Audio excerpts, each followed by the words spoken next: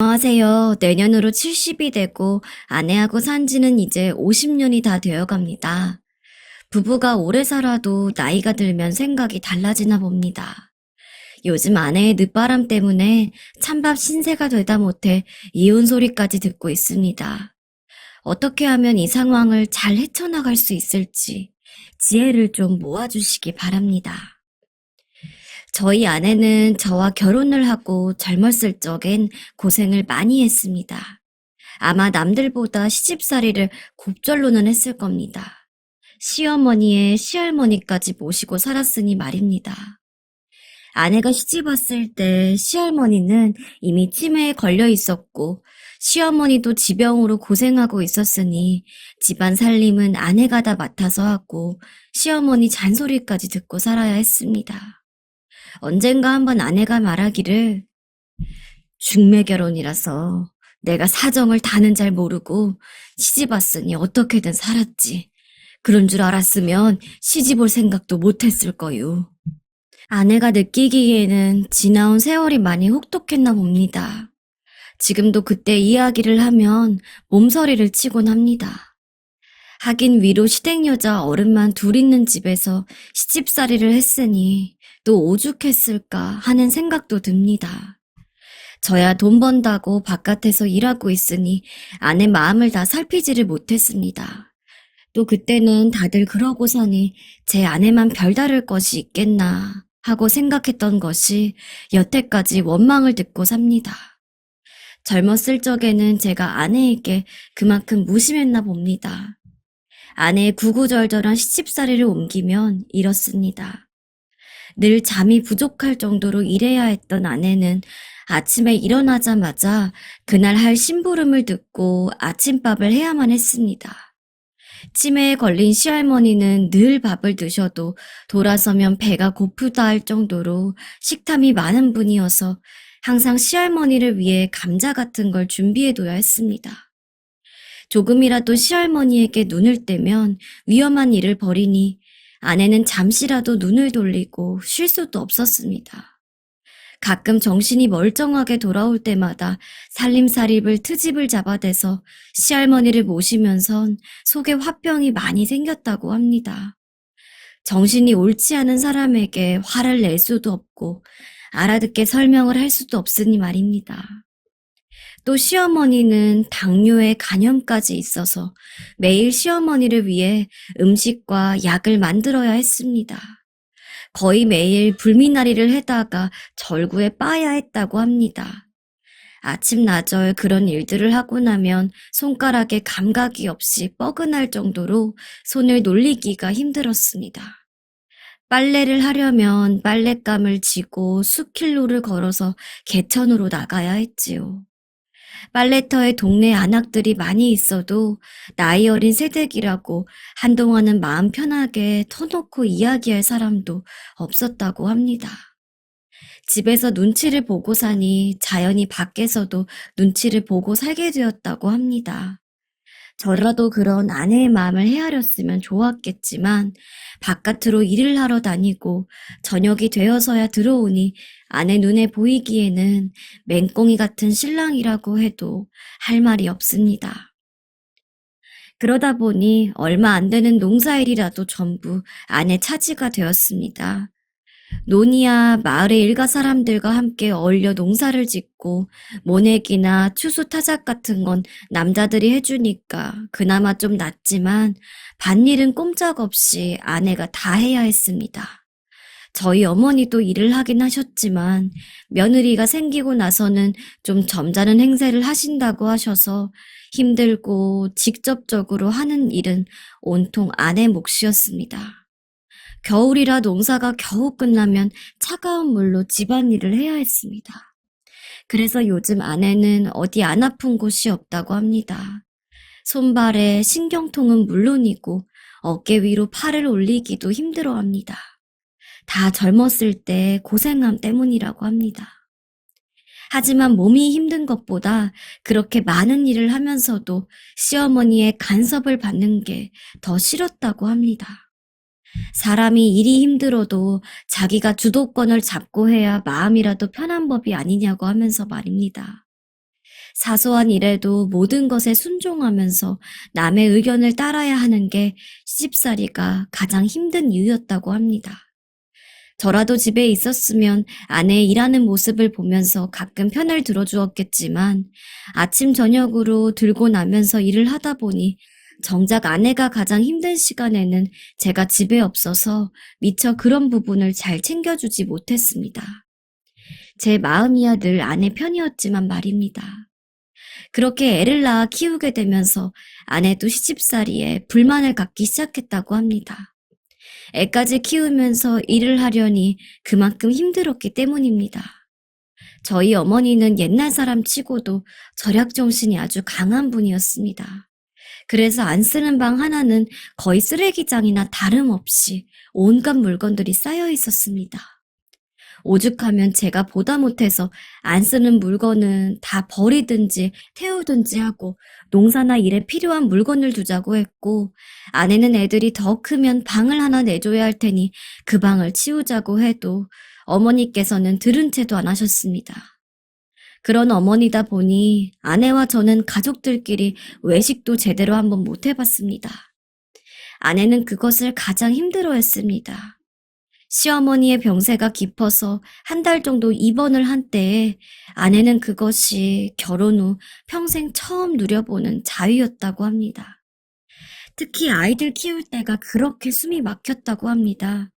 시어머니 입장에서 손주는 핏줄이지만 며느리는 남이었으니까요.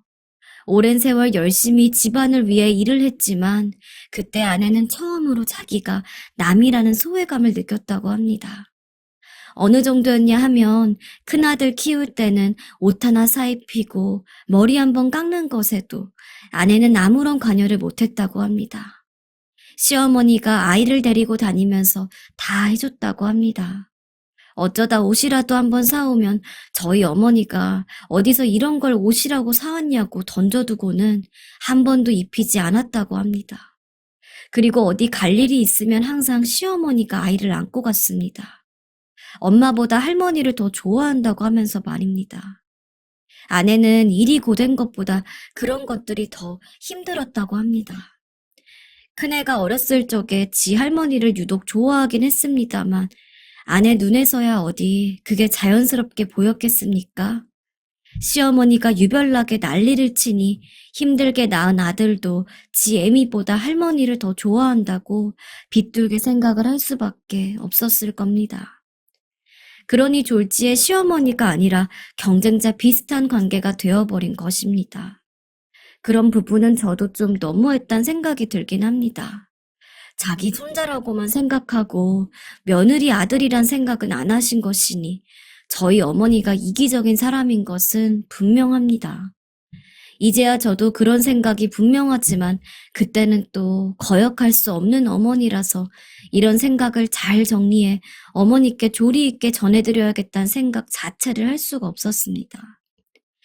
그런 세월을 다 지내고 나니 어머니께서 투병을 하시다가 돌아가시고 자식도 다 키워서 이제 아내도 한 집안의 어른으로서 편하게 지낼 만한 시기가 되었습니다.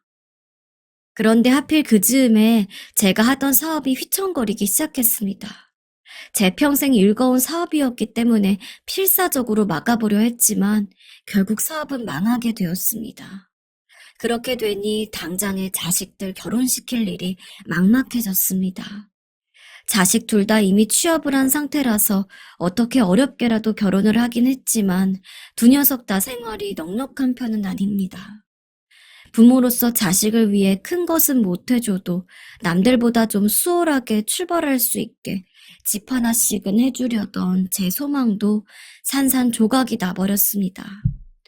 평생을 자식들 앞에서 모범이 되도록 성실하고 근엄한 아버지로 살아왔다고 자부했는데 어느새 제 자신이 초라해져 버렸습니다. 그동안 늘 바쁘게 밖으로만 나다녔는데 회사를 정리하고 나니 그때부터 집안에서만 있게 되었습니다. 몇 달 동안은 정신을 못 차렸습니다. 어딜 나가려고 해도 마땅히 돈도 없으니 그저 집에서 술만 먹기 일쑤였습니다. 그러면서 같이 산 동안에 처음으로 아내의 얼굴을 유심히 살펴보게 되었습니다. 50대 중반의 초로의 여인이었지만 그간 고생을 많이 해서 그런지 아내의 얼굴은 어느새 몰라보게 늙어 있었습니다. 가만히 생각해보니 그동안 나를 만나면서 고생만 한 것 같아 아내에게 죄스러웠습니다. 저야 사업한다고 돌아다니며 좋은 건 다 하고 이 사람 저 사람 만나면서 재미있게 지냈지만 그동안에 저 사람은 집에서 자기 인생도 없이 갖은 고생만 하고 살았을 것을 생각하니 제가 참 나쁜 남편이었구나 하는 것을 깨닫게 되었습니다. 있을 때 잘하라는 말도 있지만은 많은 것을 가졌을 때는 아내를 조금도 생각지 못하다가 아무것도 해줄 수 있을 게 없게 되니까 아내가 그렇게 애틋해졌습니다. 아내가 살아온 삶도 좀 돌아보게 되었지요. 그래서 비록 예전처럼 많은 것을 가지진 못했지만 이제라도 남편 노릇을 좀 해봐야겠다고 생각했습니다. 그러다가 덜컥 당뇨가 찾아왔습니다. 가족력이다 보니 조금 조심을 했어야 했는데 설마 하다가 결국 병에 걸리고 말았습니다. 그래서 아내는 다시 돈을 벌러 다니기 시작했습니다. 이른 아침부터 저녁 시간까지 식당에서 일해주고 받는 월급이 우리 부부의 생활비가 되었습니다. 그것도 제 병원비를 쓰고 남은 돈으로 나이든 부부가 겨우 살 만큼의 돈이 되었지요. 형편이 그렇게 되니 차라리 제가 죽는 것이 낫단 생각이 들 정도였습니다. 그래도 제 사업이 잘 될 때에는 돈 많은 집 사모님 소리나 듣고 살았지만 이제 나이 든 몸으로 또 남의 집 일을 해야 하니 몸이 고된 것도 문제지만 주변 사람 눈치에다가 아내가 일하면서 겪을 모욕감을 생각하니 제가 아내의 앞길에 평생 짐 만드는 사람이란 생각이 들었습니다. 그래서 아내에게 너무나 미안했습니다. 그나마 다행이라면 첫째 며느리가 알아봐 주어서 어렵게 기초수급자로 선정이 되었습니다. 약간 혜택이 생기니까 생활이 조금은 나아졌습니다. 저는 아내에게 이제 자식들도 다 결혼한 마당에 너무 힘들어서 일하지 말고 일하는 시간을 줄여서 집에서 좀 쉬라고 권유했지만 아내는 그럴수록 악착같이 돈을 벌겠다고 말했습니다. 그러한 아내의 배려 덕분에 건강에 큰 문제 없이 생활하고 있지만 나이든 아내가 제 병수발에다가 뒷바라지까지 하고 있으니 마음이 편하지는 않았습니다. 어떻게든 건강을 되찾아서 뭐라도 하고 싶었고 차라리 부부가 다시 농촌에 내려가 텃밭이나 가꾸면서 살자고 말하고 싶었지만 농촌에 내려가서도 아내가 농사일을 한다고 나서게 되면 괜히 아내에게 일만 자꾸 지우는 것 같아서 이날 이때까지 아내가 혼자 고생하는 것을 지켜보고만 있었습니다. 그렇게 또한 15년을 보냈습니다. 그러다 그런 아내에게 요즘 한 가지 낙이 생겼습니다. TV에서 방영된 트로트 가수 경연대회에 빠져 살면서 지내더니 젊은 트로트 가수의 팬이 된 것입니다. 식당 일을 하면서도 틈만 나면 그 프로그램을 즐겨본다며 젊은 사람이 옛날 노래를 어떻게 저렇게 잘하는지 요새는 적어보는 맛에 손님 오고 하는지도 모른다니까요. 하면서 즐거워합니다. 생전에 TV라고는 드라마도 잘 안 챙겨보던 아내가 좋아하는 거에 빠져서 매달리는 것을 보니 신기하기도 하고 내심 흐뭇하기도 했습니다. 이제야 아내가 좀 자기 좋아하는 것도 하고 그러는 것을 보니 저도 마음이 편해졌지요. 제가 봐도 잘하기는 하더군요. 그간 살면서 아내와 함께 뭘 해본 적이 없었는데 처음으로 두 부부가 함께 즐길 것이 생겨서 좋았습니다.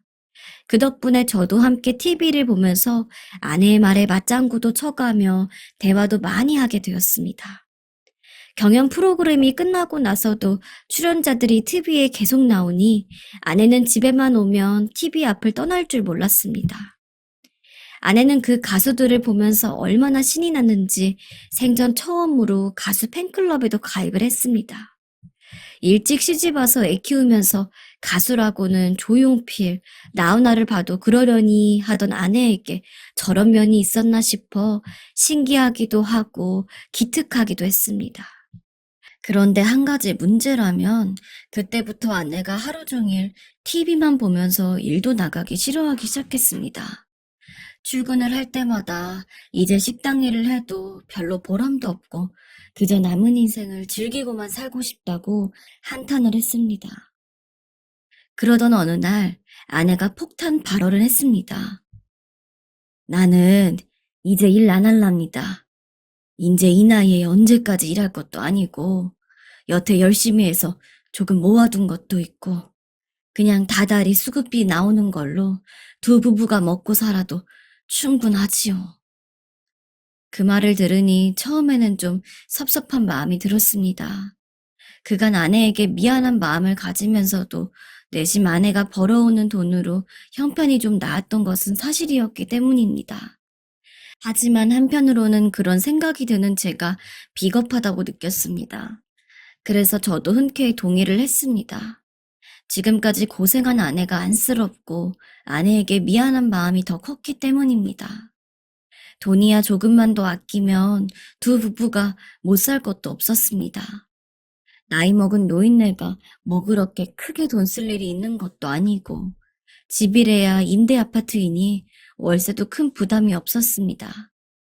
다만 문제는 그 후부터입니다. 집에서 두 부부가 소일거리나 하며 살 것이라고 생각했는데 일을 그만둔 후부터는 전국을 돌아다니며 차비와 입장료를 써가며 가수들을 보러 다니기 시작했습니다. 같이 식당 일을 하던 아줌마와 함께 짝이 되어서 다니니 그게 그렇게 재미있는 모양입니다. 한 번만 봐도 족하지 않나 하는 마음에 다음에 간다는 것을 만류했더니 여태 내가 벌어서 당신은 여기저기로 등산도 다니고 잘했잖아요. 왜요? 나는 그까짓 것 좀 놀러 좀 다니면 안 됩니까? 하고 달려드는 통에 입맛만 다실 뿐이었습니다. 말이야 바른 말이라고 아내 말에 뭐라 대꾸할 처지도 아니었습니다. 그리고 한번 다녀왔다 하면 항상 기념품을 한아름 사들고 옵니다. 몇 달 사이에 온 집안이 그 가수의 사진으로 도배가 될 지경이었습니다. 어쩌다 노래 보러 가서 사오는 것까지야 말릴 수 없지만 평소에도 상품들을 꾸준히 사드립니다. 상품만 나왔다 하면 팬클럽에서 알려주는 모양인지 제가 보기에는 빼놓지 않고 사는 것 같습니다. 휴대폰 케이스 하나 장만하더니 그 이후로 가수들 음반은 물론 달력도 종류별로 다 사 모으고 컵에 손가방, 베개와 이불도 있습니다. 가랑비에 옷 젖는 줄 모른다고 10,000원, 20,000원 하는 것도 그렇게 사 모으기 시작하면 그 돈이 감당이 안 됩니다. 기초수급자 앞으로 나오는 돈의 한 80%는 가수 상품을 사 모으는데 다 써버리니 이 형편에 두고 볼 순 없었습니다. 그래서 보다 못한 어느 날은 이제 좀 그만하고 집에 좀 있으라고 했더니 그때부터는 하루 종일 TV만 보면서 본방송, 재방송은 다 챙겨보고 TV에서 프로그램이 안 나오는 시간에는 또 돈 주고 결제를 해서 기어코 한 10번은 봐야 속이 시원한 모양입니다. 자려고 누워서는 또 휴대폰으로 가수 영상을 보고 아침에 일어나서도 1시간 정도는 가수 영상을 봅니다. 옆에서 지켜보니 아예 생활이 엉망이 된 것 같아 보였습니다. 처음에는 지나가는 말로 다독였습니다. 요즘 하루 종일 그것만 보고 있는 것 같다고 말입니다. 그런데 그 이상 말을 하자니 아내의 생활에 참견을 하는 것 같고 또 생활 습관을 두고 핀잔을 두는 것 같아 적당히 잘 타이르기만 했습니다. 그런데 얼마 전에는 아예 큰 액자 사진을 또 하나 사드렸습니다. 번쩍번쩍하고 불도 들어오는 그런 액자였습니다. 돈도 돈이지만 좁은 집에다가 저런 걸 잔뜩 사놓으니 그대로 두면 발 디딜 틈도 없어질 것이고 자식들이 찾아와도 보기에 창피할 지경이었습니다. 그래서 참다 한마디를 했습니다. 당신 내가 몇 번을 말했는데 말이야. 이제 좀 적당히 좀 하라고. 온 집안을 도배를 해놓으니 온 사방에 가수 사진이고 말이야. 보기도 싫고 그 돈이 감당이 되겠어? 이거 비싸 보여도 얼마 안 해요. 하나에 3만 원씩 줬어요. 당신도 이 사람들 좋아하잖아요. 돈이 문제가 아니야. 아니, 말하자면 돈이 문제지.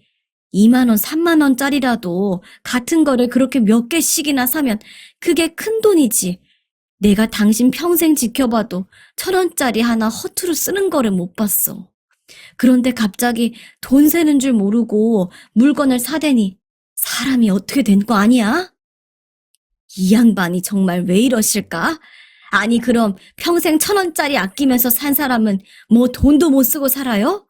내가 늙어 죽을 때까지 1,000원짜리 손에 쥐고 살아야 돼요, 그럼? 돈을 쓰지 말라는 게 아니라 분수에 맞게 써야 될 거 아닌가, 이 사람아. 정부에서 다달이 조금 주는 돈을 갖고 살아야 되는데 그걸 여기에 다 쓰면 어쩌자는 거야. 당신 왜 이래, 진짜. 정신을 좀 차리라고. 분수요? 그래요. 말 잘했습니다. 분수 이야기 좀 해봅시다. 당신은 분수에 맞게 살아서 우리가 오늘 이날 이 지경까지 왔어요? 애들이 우리 챙길 형편도 못 돼서 정부에 돈 타먹고 사는 게 뭔 자랑이라고 이제 와 분수 타령이에요. 나도 젊었을 때부터 이 집에서 온갖 고생 다 하고 살았어요. 당신이야말로 분수에 맞게 일했으면 우리가 왜 이렇게 살아요? 젊었을 때부터 밖으로 다니며 좋은 건 당신 다 하고 살았지. 당신이 나한테 해준 게 있어요? 위로한답시고 손을 한번 잡아줬어요. 어디 해준 게 있으면 말이라도 해봐요. 여태까지 살면서 아내는 한 번도 저에게 큰 소리는커녕 제 기분 상할 소리 한 번 한 적이 없었습니다. 그런 아내가 갑자기 저렇게 변해버리니 그 이유가 뭔지는 다 모르겠지만 왠지 그 가수에게 빠진 것 때문이라 생각하니 상황을 풀어나갈 생각보다는 섭섭한 생각이 먼저 들었습니다. 끝끝내 아내 입에서 이혼 소리까지 나오고 말았습니다. 일이 이렇게 되니 저도 돈을 떠나 새파랗게 어린 가수한테 질투도 나고 한평생 고생한 아내에게 미안한 마음은 들지만 그래도 이건 해도 너무한 것 같고 마음이 복잡합니다. 아내를 원래대로 되돌릴 방법이 없을까요? 이번 사연 50대 남성분께서 보내주셨는데요. 살다 보면 정말 무언가를 열심히 했지만 그게 꼭 결과로 이어지지 않을 때가 있잖아요. 특히 사람 문제는 예측하기도 힘들고 생각지 못한 변수도 있는 것 같습니다. 오늘 사연자님이 하루빨리 회복되길 바라는 마음으로 이야기를 만나러 가볼까요?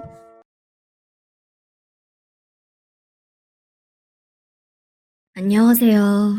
요즘 정말 미칠 것만 같은 50대 남성입니다. 저는 그간 가정을 위해 열심히 살아왔지만 결과는 너무나 비참합니다. 아직 어린 딸아이들을 위해서라도 열심히 살아보려 했지만 가장으로서 그리고 한 남자로서 너무나 비참한 일을 겪어서 이대로는 가정을 유지하고 살기 힘들 것 같아 이혼을 결심하게 되었습니다. 그런데 살붙이고 살아온 지난 세월이 아직 다 지워지지 않아 여전히 마음은 갈팡질팡합니다. 그래서 이곳에다가 글을 남겨 많은 사람들의 의견을 구하려고 합니다. 저는 일찍이 개인 사업을 시작했습니다. 처음 10년간은 주변 사람들의 도움을 받아 고객도 많이 생기고 그래도 제법 모양새를 갖춘 채 일이 잘 되었습니다. 그런데 그 사이에 주변 생활권이 변하면서 제 가게 주변의 사람들의 발길이 점차 끊어졌습니다. 사업은 하는 것보다 물러나야 할 때 정확하게 아는 것이 중요한데 저는 그러지 못했습니다. 그저 하던 대로 열심히 하다 보면 언젠가 다시 좋은 붐이 돌아올 것이라고 생각했고 버티기만 하다 보니 그동안 모아놓은 돈마저 다 날리게 되었습니다. 결국에는 새마을 금고의 대출비까지 져가면서도 그래도 사업을 포기하지 않았습니다. 그러다 보니 제가 들릴 때마다 반갑게 뛰쳐나와 맞이해주던 과장이 어느새 저를 봐도 본체에 만채 홀대하는 상황까지 가게 되었습니다. 이제 더는 도리가 없어 사업을 접으려고 했습니다. 속이 상해 고향 친구를 만나서 술을 마시며 푸념을 했던 것이 의외의 기회가 되었습니다. 제 친구는 고향에서 열심히 농사를 짓고 있었는데 저의 어려운 사정을 듣고는 저를 믿고 가진 돈을 모두 저에게 빌려주었습니다. 그것이 15년 전 돈으로 1억 2천이었습니다. 그때 친구는 결혼도 안 했고 살고 있었기에 많은 돈이 필요하지 않았습니다. 그래서 저에게 돈을 빌려주었다곤 하지만 그렇다고 치더라도 친구에게도 저에게도 너무나 큰 돈이었습니다. 저는 친구의 돈으로 오랫동안 꿈꾸었던 확장 이전을 했습니다. 아파트가 밀접한 곳으로 가게를 옮겼기에 이제는 다시 예전처럼 사업이 잘 될 수 있다고 확신을 했습니다. 하지만 일은 제 생각대로 풀리질 않았습니다. 제가 슬럼프를 겪는 동안에 제 고객들은 이미 다른 가게와 거래를 하고 있었습니다. 그리고 저에 대해서 안 좋은 소문이 돌았습니다. 제가 사업이 어려워 힘들었던 시기에 물품 대금을 계산해 주는 것을 미룬 적이 몇 번 있었는데 그것이 이미 업계에 소문이 파다하게 퍼져버려서 저를 신용하는 사람이 없었습니다. 제 불찰이고 늦게나마 모두 갚아주었지만 한 번 잃은 신용을 회복할 수가 없었습니다. 그래서 친구가 전 재산을 모아 도와준 보람도 없이 얼마 지나지 않아 모든 돈을 다 까먹게 되었습니다. 그리고 또 그 사이에 어렵게 거래를 튼 가게들과 고객들의 돈을 갚기가 힘든 상황이 되었습니다. 저는 결국 야반도주하듯이 이웃 도시로 이사를 할 수밖에 없었습니다. 이사를 하는 과정도 비겁했습니다. 10만 원, 20만 원, 물품을 최대한 성금을 받고 결제 대금은 몇백만 원은 갚아주지 않은 채로 도망을 쳤습니다. 설마 몇 푼 안 되는 돈으로 신고를 하겠냐는 계산을 했습니다. 다행히 제 영악한 생각대로 아무도 저를 고발한 사람은 없었습니다. 하지만 그것이 돈이 적어서가 아니라 그래도 오래 알고 지낸 사이에서 나온 배려라는 것을 깨달은 건 한참 후의 일입니다. 남들보다 늦게 결혼을 해서 그때 아이들도 어렸던 때였습니다. 차라리 혼자 살았으면 덜 괴로웠겠지만 아이들도 키워야 하는 상황에서 그런 신세가 되니 앞날이 참 막막했습니다. TV에서 사업을 망하고 죽어버리는 사람들을 볼 때마다 전혀 공감이 안 되었는데 막상 그런 상황이 닥치고 보니 현실보다도 앞날이 안 보여서 저도 죽어버리고만 싶은 생각이 들었습니다. 그런 저를 일으켜 세워준 건 아내였습니다. 아내는 저보다 5살이 어리지만 생각하는 건 저보다 훨씬 나은 사람입니다. 저는 사업을 한다고 남들에 비해 늦은 나이에도 결혼을 하지 못하고 있었습니다. 그런 저에게 먼저 다가와 준 건 아내였습니다. 자기야, 사업을 하다 보면 실패할 수도 있지. 자기는 뭐 일부러 망하려고 놀아서 실패했어? 자꾸 그렇게 술만 마실 거야? 이왕에 이렇게 된 거 여기 아는 사람도 없는데 쪽팔릴 건 뭐 있어. 나도 뭐라도 시작해 볼게. 자기도 힘내. 아내는 늘 저를 위로해 줬습니다. 사실 저는 그렇게 머리가 좋은 편도 아니었고 남달리 건강해서 에너지가 넘치는 사람도 아니었습니다. 그저 열심히만 하면 다 잘 될 거라는 생각만 갖고 있는 사람이었습니다. 그래서 그런지 매력도 없어서 또래에 비해 결혼도 늦어졌지요. 그래도 늦게 만난 아내가 저같이 못난 사람한테는 참 과분하다 싶을 만큼 똑똑하고 내조를 잘하는 사람을 만났습니다. 하지만 그런 이유로 마냥 낙관을 하고 있기엔 현실이 그렇게 호락호락하진 않았습니다. 은행 빚을 제때 갚지 못해 신용이 좋지 않았기 때문에 당장 무엇을 할 수 있는 여력이 되지 않았습니다. 현실은 나이 40이 가까워 신용이 좋지 않은 사람에게 호의적이지 않았기 때문이었습니다. 당장에 무엇을 하기보다 식구들의 생계를 책임져야 했기 때문에 저는 막노동을 시작했습니다. 맨 처음에는 화력발전소 일을 했습니다. 다른 막노동에 비해 벌이가 괜찮았고 경력이 조금 쌓이니 제법 벌이가 괜찮아졌습니다. 그 사이에 아이들은 초등학생이 되었습니다. 약간의 돈이 모이자 당장의 벌이보다는 평생 길게 할 수 있는 일을 찾아서 배워야겠다고 생각했습니다. 그래서 인테리어 사업을 하는 사장님을 따라다니며 일을 배웠습니다. 인테리어 일이야말로 제 적성에 잘 맞았습니다. 그저 열심히만 하고 약속만 잘 지키고 다른 사람들보다 조금만 더 신경을 써서 마감과 뒷처리를 해주면 되는 일이었기 때문입니다. 시간이 흐르면서 기술도 늘고 요령이 생기면서 개인적인 빚을 차츰 갚아나갈 정도가 되었습니다. 다시 인생이 조금씩 피기 시작한다는 것을 느끼면서 보람도 있었지만 늘 제 마음속에 응어리져 있던 것은 고향 친구의 돈을 갚지 못한 것이었습니다. 그래서 항상 마음속에 큰 돈에 대한 열망을 갖고 있다 보니 늘 조바심만 부리면서 세월을 보냈습니다. 그런데 그런 제 인생에 새로운 물꼬를 터준 것은 저의 아내였습니다. 사람도 똑똑하고 일머리도 좋은 아내는 보험 영업을 시작했어요. 처음에는 아는 사람도 없는 곳에서 영업을 시작하는 아내가 걱정이 되었습니다. 그런데 아내는 지역 안에서 영업을 하기보다 인터넷을 활용한 영업을 시작했습니다. 잘 모르는 제가 보기에는 남들이 보기엔 쉬워 보여도 보통 일이 아니었습니다. 저는 아내의 영업 방식을 걱정했지만 아내는 자신감에 넘쳤습니다. 지역에서 하는 영업은 억지로 보험 가입을 부탁해야 하지만 인터넷 영업은 당장에 보험이 필요하고 보험을 잘 몰라 궁금해하는 사람을 대상으로 하는 영업이기 때문에 실적이 더 나을 것이라고 전망했어요. 그리고 아내는 고객을 기다리기보단 적극적으로 고객을 찾아 나선 방식을 택했습니다. 지역 맘카페와 제휴하여 고객을 확보해 나가더니 어느새 가까운 지역 맘카페 몇 개를 장악했습니다. 몇 년 지나지 않아 아내는 3년 연속 실적 1위를 달성하며 한 지점을 맡게 될 정도로 보험 설계사로서 크게 성공했습니다. 덕분에 저도 안심하고 일을 배워나갈 수 있었습니다. 현명하고 능력 있는 아내를 둔 덕분에 저는 7년 만에 은행 빚을 모두 갚았습니다. 그리고 월세 살던 방을 옮겨 빌라로 이사를 하게 되었습니다. 그날 저녁 이사를 마치고 아내와 함께 술을 마시며 지난날의 수고를 이야기했어요. 기쁨도 컸지만 그와 동시에 제일 먼저 떠올랐던 건 제 친구였습니다.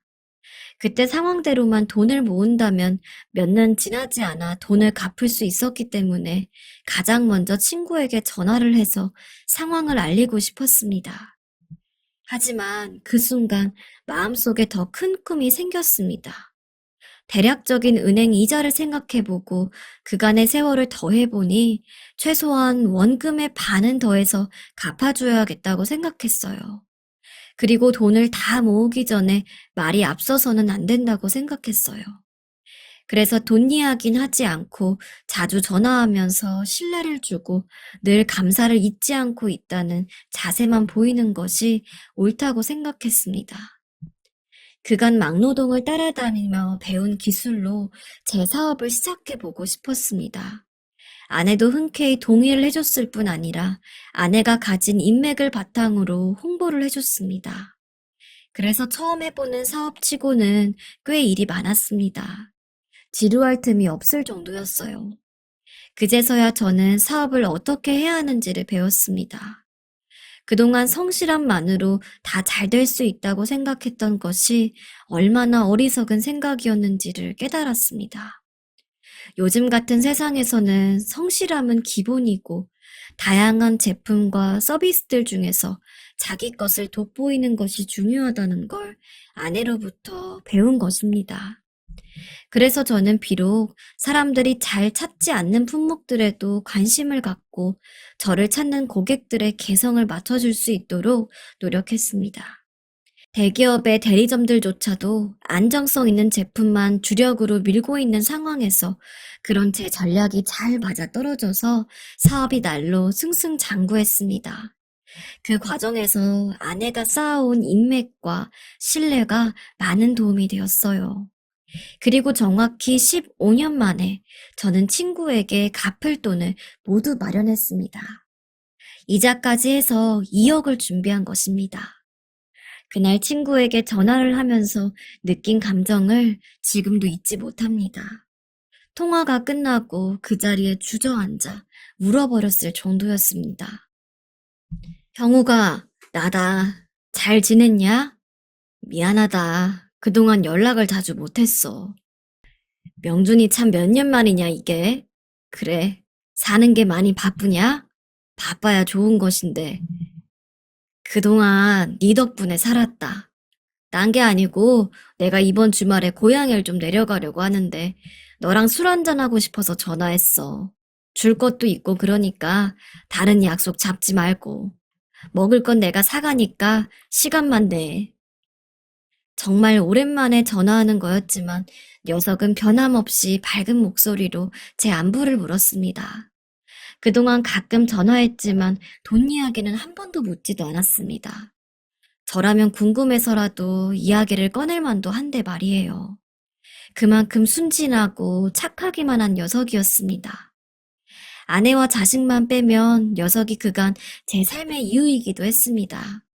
어떻게 해서라도 꼭 그 돈을 갚아주어야 한다고 생각했기 때문입니다. 그토록 오래 묵혀왔던 마음의 빚을 갚는 기분은 차마 말로 표현할 수도 없습니다. 그 주 주말 아내와 함께 고향에 내려갔어요. 아내도 그간의 사정을 생각하며 저보다 더 기뻐했고 가는 동안에 감격에 겨워 울기도 했습니다. 친구는 여전히 그 집에 혼자 살고 있었습니다. 부모님 때부터 살던 집이고 낡은 집은 아니었지만 그간 저만 아니었으면 촌에서 좀 더 번듯하게 살든지 아니면 도시라도 나와 살았을 수도 있다고 생각하니까 갚을 돈을 들고 와서도 마음이 안 좋았습니다. 그리고 그날 저녁에는 지난 세월을 다 씻어내기라도 할 것처럼 간만에 술판을 벌였습니다. 그간 못 나눴던 이야기를 하면서 시간을 보냈지요. 그리고 술자리가 한창 무르익을 무렵에 친구에게 돈이 든 종이 가방을 건넸습니다. 자, 친구야, 그때 빌린 돈이다. 빌린 돈만 갚자니 너한테 면목이 없어서 조금 더 넣었다. 그래서 조금 늦었다. 미안하다. 그래, 뭐가 됐든 네가 그 돈으로 요긴하게 써서 성공했나 보네. 내가 참 이렇게 기쁜 날이 없다. 그럼 나도 기분 좋게 받을게. 기분 좋게 종이 가방을 받아든 녀석은 액수를 보더니 눈이 휘둥그레졌습니다. 야, 빌린 돈이 얼만데 돈이 이렇게 많이 들었냐? 나는 한 돈 1,000만 원 더 넣었나 했더니 이게 뭐야? 8천만 원이나 더 쳐서 갚는 경우가 어딨어? 야, 15년 지난 이자야. 15년이다, 15년. 적금 크게 들었다고 생각해. 아니야. 이건 경우가 이러면 안 돼. 친구 사이에 돈 거래를 하냐, 투자를 하냐. 너는 그런 법을 들어봤어? 주려면 한 몇백이나 더 주든가. 이런 돈은 나는 못 받아. 친구는 한사코 다시 제 쪽으로 건네주려고 했고 저는 받으라고 하면서 한동안 실랑이를 했습니다. 그러자 아내도 옆에서 말을 거들었습니다. 그래요. 받아주세요. 이 사람도 형욱 씨 아니었으면 다시 일어서지도 못했을 거예요. 이 사람 말로는 형욱 씨 돈 갚을 생각만 하면서 이악 물고 일했대요. 어떻게 보면 은인인데 그냥 기분 좋게 받아주셨으면 해요. 이 사람도 마음의 빚을 털어야 둘이 더 좋은 친구로 지내죠. 친구는 그러고도 한참을 더 심각하게 고민을 하다가 마침내 돈을 손에 쥐었습니다. 그날 술자리는 참 즐거우면서도 저로 하여금 회한을 느끼게 했습니다. 서로가 어린 시절부터 지금까지 또 각자의 삶을 이야기하며 그렇게 울다가 웃기도 하면서 마셔댔지요. 준비한 양주가 다 떨어지자 소주로, 또 막걸리로 이어지며 밤이 깊도록 술자리는 이어졌습니다.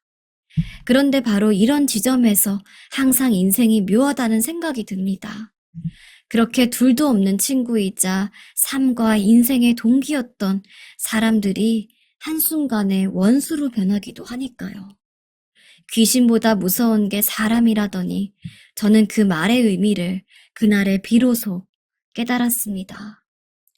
술에 취해 정신도 없이 뒹굴다가 저는 어느 순간 기억을 잃어버렸습니다. 정신을 차려보니 친구네 작은 방이었지요.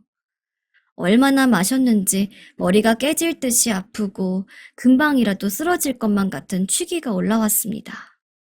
평소대로라면 그런 상태에서 다시 깨기도 힘들었을 텐데 그렇게 취한 와중에도 이상한 직감 같은 것을 느꼈나 봅니다. 잠시 눈을 감고 숨을 들이키다가 다시 쓰러져 자려던 바로 그 순간이었습니다. 어디선가 작게 앓는 듯한 소리가 들리는 듯 했습니다. 지금 이곳이 어딘지도 분간 못할 정도로 술에 취해 있었지만 이상하게도 신경을 긁는 듯한 느낌을 주는 그 소리 때문에 그대로 누워 있을 수가 없어 엎드린 채로 손을 더듬어 소리를 찾아 기어 나갔습니다. 정신이 없는 와중에도 뭔가를 예감한 것처럼 행동이 조심스러워졌습니다. 조그맣게 열려있는 방문 틈을 살그머니 열고 거실로 들어서니 소리는 더 선명해져서 또렷한 질감을 갖고 제 귀를 파고들었습니다. 거실은 늘어진 술병과 음식으로 인해 엉망이었고 소리는 친구 방에서부터 거실로 흘러나오고 있었습니다. 살짝 열린 문틈 사이로 보이는 친구의 모습, 그리고 그 옆엔 아내였습니다. 저는 멋에 홀린 것처럼 다시 살그마니 작은 방으로 돌아와 버렸습니다. 그리고는 생각했습니다. 지난 15년간의 불안감, 특히 처음 고객들의 돈을 모아 도망을 쳤을 때 언제고 그들과 빚쟁이들이 찾아와 저를 고발할 것이라는 두려움, 죄책감, 그리고 그 두려움과 불안감 속엔 친구의 모습도 있었습니다. 그리고 그런 생각이 몇 년 동안을 저를 괴롭혔고 가족의 생계를 책임져야 한다는 불안감이 더해져 저를 괴롭혀 왔습니다.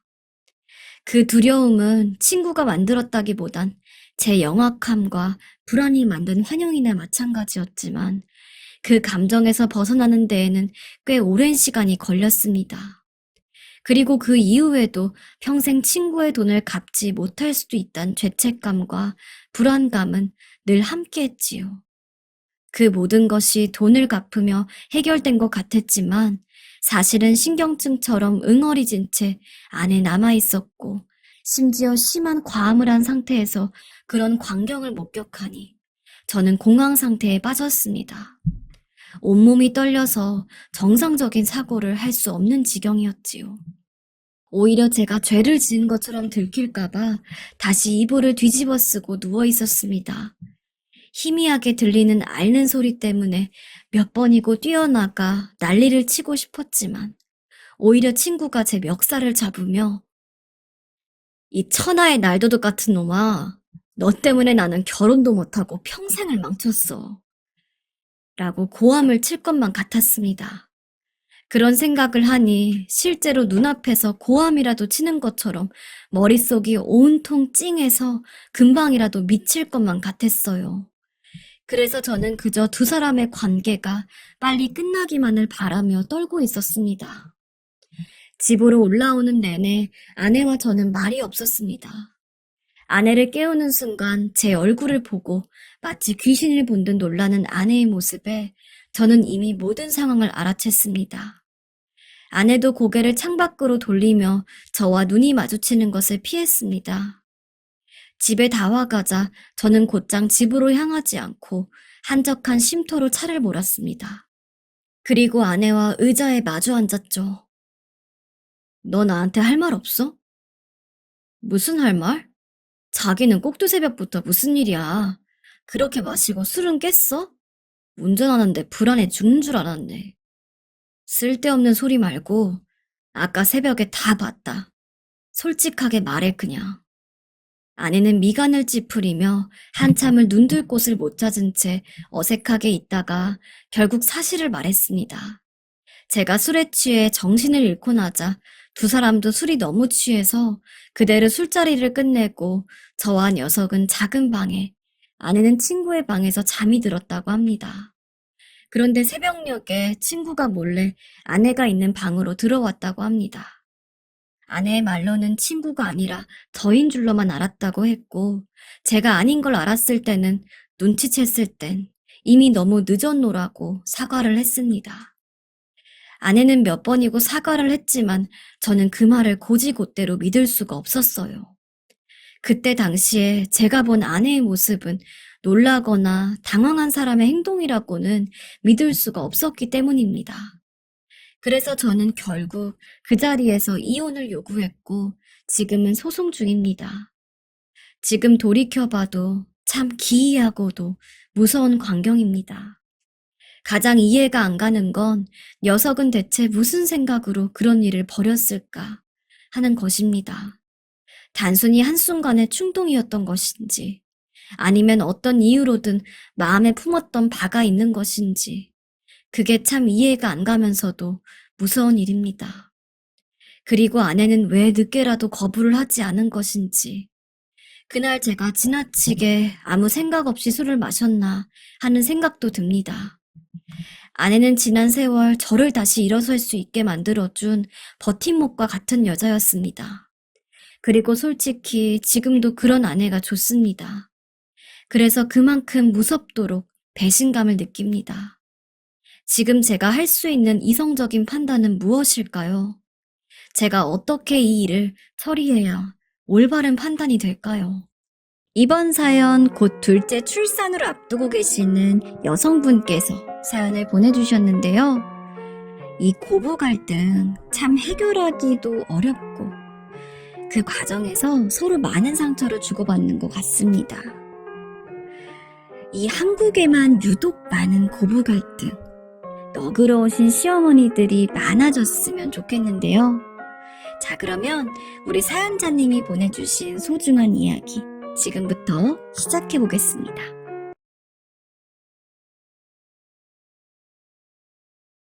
안녕하세요. 이제 곧 둘째 출산을 앞두고 있고요. 남편과 결혼한 지는 6년 되었어요. 인터넷 사연을 듣다 보면 시어머니와의 갈등 문제로 많이들 고민하시는데요. 제 생각에는 드라마나 TV 프로그램에 나오는 이야기들은 실제 벌어지는 이야기의 반도 안 되는 것 같아요. 저도 제가 겪은 이야기들 한번 말해보고 싶어서 이렇게 사연을 남깁니다. 저는 대학을 졸업하고 회사에 격리로 취직했습니다. 원래는 패션쇼로 도전을 해보고 싶은 게 많았는데 제가 대학을 졸업할 무렵에 아버지께서 암으로 투병하시기 시작하셨어요. 부모님께서 권유하시진 않았지만 가뜩이나 빠듯한 집안 사정을 잘 알고 있었기 때문에 타지에서 저를 위해서만 살고 있는 게 이기적이라는 생각이 들었어요. 그래서 저도 부모님을 돕고 싶어서 고향에 내려와 일을 시작했습니다. 남편은 제가 일하던 회사의 사무용품을 관리하는 사람이었어요. 처음 봤을 때는 그리 썩 잘생긴 외모가 아니어서 그런지 저도 그냥 보는 둥 마는 둥 했는데 저희 회사 업무 특성상 주로 저 혼자 사무실에 있는 경우가 많았거든요. 그런데 복사기는 자꾸 고장이 나고 그래서 한 달에도 몇 번씩 남편을 불러댔죠. 급한 일 때문에 발을 동동 구르다가 남편이 척 하고 나타나면 얼마나 안심이 되는지 그래서 어느 순간부터는 일하고 있는 남편에게 음료수도 내주고 간식 같은 것도 챙겨주고 그러면서 친해졌어요. 남편은 참 성실한 사람이었어요. 대학교 때와는 다르게 남자가 키 크고 잘생기고 그런 건 필요 없더라고요. 사람이 얼마나 든든해 보이던지.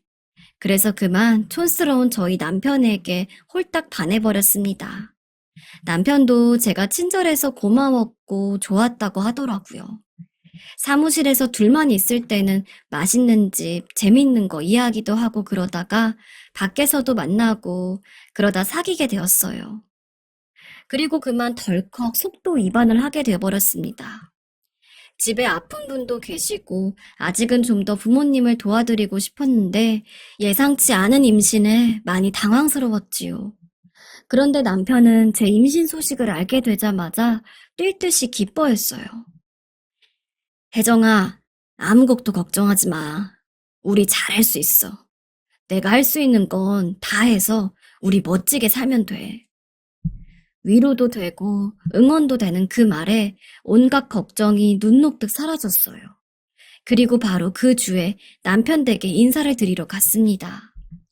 시댁에 가보니 제 생각보다 엄청 잘 사는 집이었어요. 남편은 저에게 집안의 경제력에 대해서는 전혀 말한 적이 없었거든요. 대강이라도 알았으면 그런 마음의 준비도 좀 했을 텐데, 그저 남편만 믿고 저도 용기를 내고 긍정적으로 생각하고 있었는데, 막상 또 현실이 눈앞에 있으니 그렇지 않더라고요. 결혼 준비하려면 필요한 것도 많은데, 그간 제가 번 돈은 엄마에게 꼬박꼬박 갖다 드리긴 했지만, 과연 그게 얼마나 되려나 하는 걱정도 들었고요. 시댁 식구들은 저를 환영해 주셨어요. 시아버지께서도 남편이랑 낙천적인 성격이 많이 비슷하셨고요. 그런데 시어머니께선 갑작스러운 상황에 아무래도 생각할 게 많은지 그날 내내 한숨만 내쉬었어요. 그런데 시어머니의 불만은 저희 생각보다 크셨나 봐요. 아버지께서 아프셔서 상견례 자리에는 못 나오시고 저랑 엄마 둘만 나갔는데 그날은 엄마도 긴장을 많이 하신 것 같아요. 집안에 이래저래 일이 많으니 엄마도 신경 쓰이는 일이 많으셨나 봐요. 그래서 저도 따라 조심하고 있는데 서로 인사가 끝나고 나니 잠시간 침묵이 흘렀어요. 저는 순간적으로 시어머니의 눈치를 살폈습니다. 시어머님께서도 웃고는 계셨는데 뭔가 시어머니를 살피고 계신 것 같았고요. 상견례가 끝나고 석 달 만에 식을 올렸습니다. 결혼식 당일에는 너무 정신이 없어서 어떻게 지나갔는지도 모르겠습니다. 아버지 손을 잡고 입장하는 순간부터 눈물이 그렇게 나더라고요. 병 때문에 쇠약해진 아버지 모습을 보니까 괜히 더 서글펐어요. 그래도 저희 엄마는 결혼식 내내 태연하고 당당한 모습이었지요. 식이 끝나고 이제 우리 집일은 신경 안 써도 된다. 어른들 말씀 잘 듣고 그 말만 하시고는 돌아가셨어요. 그런 엄마가 너무 든든하게 느껴져서 저도 용기를 내야겠다고 다짐했지요. 해외로 신혼여행을 못 간 것이 아쉽긴 했지만 임신 기간 동안 남편이 제 손발이 되다시피 보살펴줘서 그동안에 참 행복했어요. 산딸이 다 되자 남편은 업체를 이동하는 중간중간에도 항상 집에 들러서 저를 보살폈지요. 아이를 낳고 나니 세상이 다 내 것만 같았어요. 시댁 식구들도 좋아했고요. 그런데 유독 시어머니만은 뭔가 심사가 뒤틀려 계신 건지 시아버지가 애를 보면서 남편 어릴 적을 닮았다고 이뻐하시는데도 글쎄 나는 봐도 잘 모르겠구만은. 새아기 어릴 때를 많이 닮았나 보네 하실 뿐이었어요. 그러던 하루는 시아버지께서 시어머니가 안 계신 틈을 타서 네 시애미가 영 말하는 게 비뚤지? 너무 섭섭하게 듣지 마라. 본인 딴에는 현준이 장가 보낸다고 진즉부터 색시 알아본다고 난리를 쳤거든. 그런데 사귀는 아가씨 있다 없다 말고 안 하고는 임신해서야 겨우 너를 집에 보이니까 심통이 나서 그런다. 옛날부터 네 시애미 고집은 나도 못 말렸어. 당장에는 저래도 손주 크는 거 보면 또 달라요. 내가 미안하다. 내가 맨날 잔소리 한다고 하는데도 나는 네가 우리 집에 들어와서 참 좋다. 시아버지 말씀에 저는 웃으면서 감사합니다 라고만 말씀드렸습니다. 너무 자상하셔서 목이 메었어요. 그리고 한편으로는 나름 시어머니가 이해되기도 했고요. 그냥 내가 더 잘하자. 시어머니도 여잔데 하면서요. 시아버지 말씀대로 시간이 좀 지나니 시어머니가 저를 바라보는 시선이나 말투도 좀 누그러지긴 했어요. 하지만 동서지간인 형님을 대하시는 것과 저를 대하시는 태도는 사뭇 달랐습니다. 처음부터 약간 삐끗한 관계를 좁혀나가기가 참 어렵단 생각이 들었습니다. 일부러 그러시는 것은 아니지만 무심결에 관심 없는 티를 내는 게 오히려 더 무서웠지요. 시어머니와 형님의 관계는 아주 좋았습니다. 형님은 집안 형편도 시댁이랑 비슷했고요. 언제고 시어머니가 하신 말씀만 따라 수준이 맞습니다. 형님은 사람도 시원시원하고 넉살도 좋은 분이시고요. 그래서 시어머니는 쇼핑 같은 걸 가실 때도 항상 형님과 같이 다니셨습니다. 시어머니한테 잘 어울리는 걸 찾는 센스가 있잖아요. 저랑은 한 번도 쇼핑을 가신 적이 없는데 두 분이서는 멀리 백화점도 자주 다니셨어요. 저는 그런 걸 시샘하거나 하는 성격은 아니었지만 아무래도 신경이 쓰이는 건 어쩔 수 없었습니다. 시어머니는 비싼 옷도 척척 잘 사 입으셨지만 가끔 제 선물이라고 저 입으라고 사오시는 옷들은 모두 시장이나 동네 보세샵 같은 데서 사온 것 같은 옷들이었어요. 색깔이 너무 화려하거나 유치해서 입기가 좀 곤란한 그런 옷들이요. 일부러 안 입는 게 아니었는데도 시어머니께서는 얘, 너는 내가 사다 준 옷들은 한 번도 입는 걸 본 적이 없네. 신경 써서 사다 준 건데 하며 지적을 하셨어요. 그래서 할 수 없이 시댁에 몇 번 입고 갔는데 혼자 유치원 학예회 때 입을 것 같은 색깔을 입고 있으니까 너무 창피해서 기가 죽을 지경이었어요. 한 번은 신랑이 엄마, 혜정이 패션과 출신이야. 혜정이랑 쇼핑 한번 가봐. 내 옷도 혜정이가 다 골라주는데. 얘는 패션과 출신이라고 옷을 잘 입니? 옷을 입어본 사람이 옷을 잘 고르는 거지. 주방에서 그 이야기를 듣고 있으니 그제야 시어머니 태도가 저러신 이유를 알 것 같았어요. 그냥 별 이유도 없이 저를 조금 무시하는 것 같았습니다. 그래서 시댁에 갈 때마다 일부러 한껏 꾸미고 애기 옷도 귀엽고 센스 있는 걸로 입혀서 갔습니다. 그럴 때마다 시누이랑 형님이 애기 이쁘다고 난리였어요. 그런데 그럴 때마다 시어머니는 애를 옷을 입혀야지 무슨 팔을 뒤집어 씌워놓니? 이렇게 쌀쌀할 때는 좀 여기도 여미고 이렇게 애를 따뜻하게 해줘야지. 모르면 묻고 배워라. 그게 어렵고 창피한 게 아니라 그렇게 해야 어른들한테 이쁨을 받는 거야. 하시는데 어느 순간부터는 그냥 웃음만 나오더라고요. 좀 애기 같다고 해야 될지 아무튼 좀 귀엽게 느껴졌어요. 그래서 저도 마음에 담아두지 않고 듣고 흘리고 그러면서 계신 듯 안 계신 듯 대했지요. 그런데 한 번은 참다가 크게 터진 적이 있어요. 결혼하고 애를 낳으면서 직장은 복귀하지 않고 그대로 퇴사를 했거든요. 얼마 더 버는 것보다 애 키우는 게 더 중요하니까요. 그런데 애를 어린이집 보낼 나이가 되니까 시어머니께서 대놓고 눈치를 주셨어요. 집에서 있지 말고 일을 해서 얼마간이라도 벌라고요. 그 말씀도 맞는 것 같고 대학교 때 따둔 네일아트 자격증도 있겠다 해서 네일아트 샵을 차리려고 마음먹었습니다. 일이 되려고 그랬는지 마침 주택가에 작은 가게가 하나 나서 제 앞으로 보증금만 대출받아 바로 오픈을 했습니다. 보증금 빼고 500 들었네요. 너무 넓은 가게는 필요 없어서 천천히 알아보려고 했는데 마침 딱 맞는 가게가 나와서 급하게 시작을 하다 보니 여기저기 알리거나 상의하지를 못했던 것이 제 실수라면 실수였습니다. 다만 시댁에 안부 전화를 드리면서 시아버님께는 말씀을 드렸거든요. 가게 오픈한 지 얼마 되지 않아 시어머니가 찾아와선 아가, 너는 일을 벌이면 어른들한테 먼저 말씀을 드려야겠다. 뭐 그런 생각이 안 드니? 아, 네? 어머님 죄송해요. 마침 딱 맞는 가게가 나와서 급하게 준비한다고요. 서둘러도 그렇지. 가게를 하면 네 돈으로 하니? 어디 회사나 들어가서 일하면 되지. 일이란 게 버리기만 하면 다 잘 되는 거냐? 그 말씀에 저는 그냥 연신 죄송하다고만 했어요.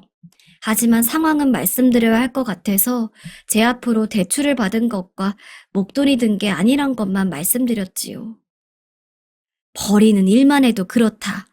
어디 남의 손발톱이나 주무르고 앉았어. 그래도 네 시애비나 나나 어디 가면 다 아는 사람들한테 큰아들, 큰며느리는 다 공무원인데 둘째 며느리는 손톱만한 가게 차려서 남의 손톱 다듬어준다 그러면 우리 체면이 서겠니? 하면서 불같이 화를 내셨어요. 위생으로 하는 게 아니라 꿈이라고 하는 거라고, 요즘 젊은 사람들이 많이 하는 거라고 아무리 설명을 드려도 들은 척도 안 하셨어요. 너무 안 좋은 면만 확대해서 생각하시니까 더 드릴 말씀도 없고 서러워서 눈물만 흘리고 있는데 이어지는 말씀에 여태 시어머니가 저를 어떻게 생각하셨는지를 알 수 있었습니다. 그래서 저는 참기가 힘들어 폭발해 버렸습니다.